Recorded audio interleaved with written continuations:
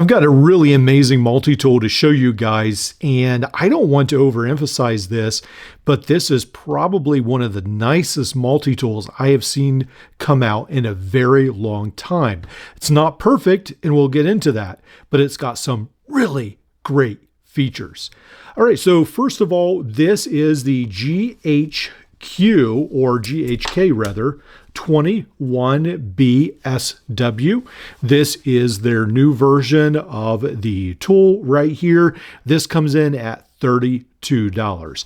Now, one of the first things I noticed as soon as I took this out of the package was that it comes with a really nice sheen finish polish on the metal that looks antiqued to some extent. This reminds me of something you see on Nextool or the Nextorch Pioneer. Really looks very similar in finish to the Nextorch Pioneer, which is $100 or over $100 sometimes. This one right here, again, only $32.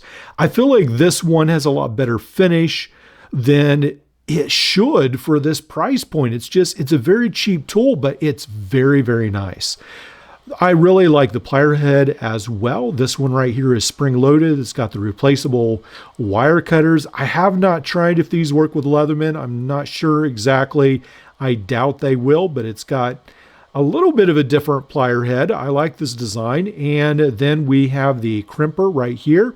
On the outside, when we close this, not only do we have the really nice feel, and it feels a lot smoother than I'm used to on a lot of these multi-tools. I don't really notice it, but some of these others must have a lot more sharp edges.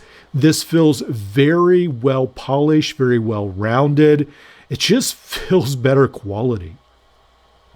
On the outside, we have these glow-in-the-dark tabs that are really cool. We have the glow-in-the-dark tabs on each side that makes it pretty nice and visible.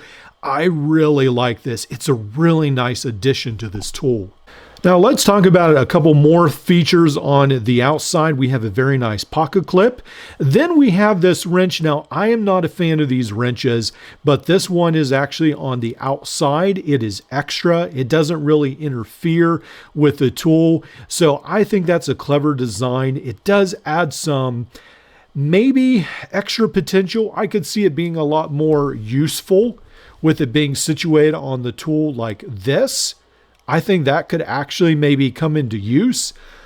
So I think I guess it's okay. I don't mind it, I guess is what I'm saying. And I feel like you probably could use this as a pry tool as well to some extent for light task. I really like these thumb stud or the unlocking studs, not the thumb studs, but the unlocking levers right here. That's pretty cool how they've machined that. I have not been a fan of GHK in the past. I know probably some of the tools I review have been GHK, but as a whole, I feel like usually they're the cheaper end of the market. This is the nicest one I have ever seen that is GHK labeled. Very, very nice. Now, one of the very cool things about this is the Damascus knife blade. Not only is it Damascus, but it is a monster knife. Take a look at this GHK compared to the Leatherman charge knife, and you can see, I mean, this one is really big. It is a very large knife. Pretty impressed how they were able to almost put a Leatherman surge knife in this frame. Now compare that to this tool right here. We've got a smaller file. This is not diamond file. This is a ruler. We've got the inches, centimeters. Then there is a flat end on the end, which probably isn't a great idea if this is a hardened file. Then on the other side, there is a saw. All these are locking. Again, I'm a partial to the black oxide look. Then we do have a set of scissors. Now I'm going to go ahead and grab some paracord and try these scissors out. A lot of times I assume that scissors are great because a lot of times they are, and then they aren't always, but these are really good as well. Yeah, I like those scissors. Pretty nice set of scissors right there. Now, one of the things I want to see right here is if you notice, some of these implements are large, some of them are small. This is an extended frame. That's very interesting. Here is the charge compared to this. This is a, wow, this one right here is essentially a Leatherman Surge frame. That is why these tools, well, it's not Leatherman Surge, it's a Leatherman Free Series. It's that 4 1/4 inches, except the instead of the 4-inch frame. So you do have the tiny saw, but then you have the large scissors, you have the very large knife, and then you have the smaller file. I think what they've done is they've taken some of the implements from their smaller tools and combined it. So one side is smaller, one side is actually larger tools on this side. Very unique. Wow. Let's go ahead to the inside. Now, this is where things get a little bit less exciting. The awl is nice. We've got the thread where you can actually thread through here, the eyelet right here for the awl, if you want to use it. Then there is the serrated blade. Then we have 2 tools. Now, one of these is supposed to be a can opener. On mine, I just got 2 bottle cap lifters and a flat screwdriver. I see on their site that one of these is supposed to be, like I said, the can opener. They just got it wrong in the factory. I'm not upset about that. I don't even like can openers.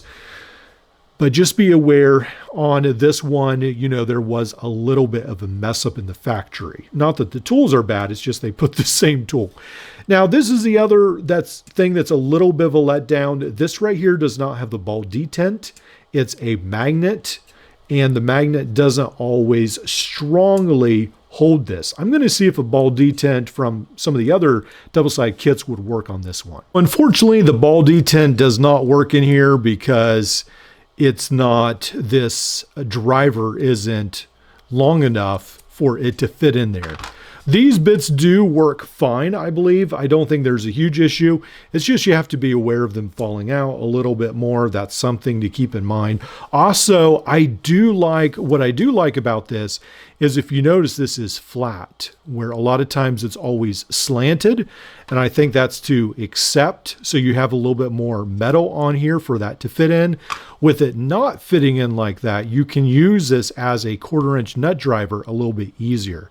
And I actually did carry this to work the one day, and a guy at work, he did actually use it, and it worked pretty good. So yeah, that's pretty nice. So the inside tools, again, the 1/4 inch bit driver is nice. It's just a little different. And then I did get the extra tool. Those are the negatives that I have seen with this tool.